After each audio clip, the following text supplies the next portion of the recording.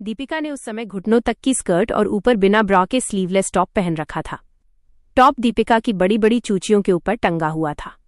Skirt में से दीपिका के चौड़े और सेक्सी घुटने दिखाई दे रहे थे। बैठने से स्कर्ट थोड़ी घुटनों से सरक कर दीपिका के पटों तक आ गई थी। उसकी की इतनी सारी बातें सुनकर मैं हैरान और रोमांचित हो उठा और कुछ भी नहीं बोल सका, बस अंदर ही अंदर गर्म होने लग गया। दीपिका फिर बोली, कुछ खाने के लिए लाऊं?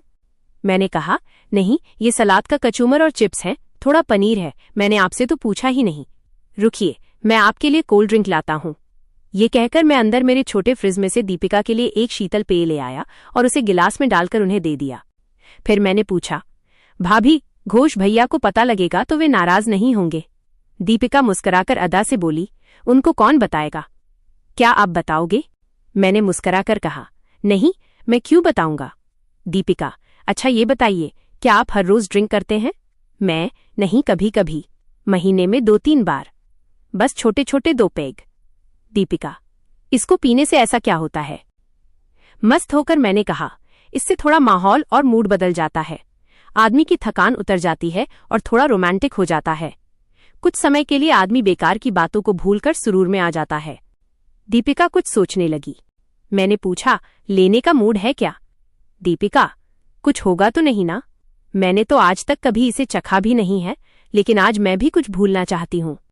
मैंने दीपिका से उसका कोल्ड ड्रिंक का गिलास लिया और उसमें आधा पेग 30 ml विस्की डाल दी और उससे कहा, आप चेयर पर पीछे सिर लगाकर बैठ जाओ और आंखें बंद करके इसे बिल्कुल धीरे धीरे सिप करो।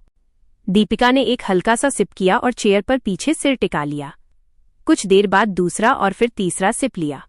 मैंने कहा, साथ कुछ खाती भी रहो। जैसे ही दीपिका कुछ लेने के लिए सीधी हुई, उसे हल्का सरूर लगा और बैठते ही बोली, ओह, मुझे कुछ लग रहा है। मैंने कहा, क्या लग रहा है? दीपिका, अच्छा लग रहा है।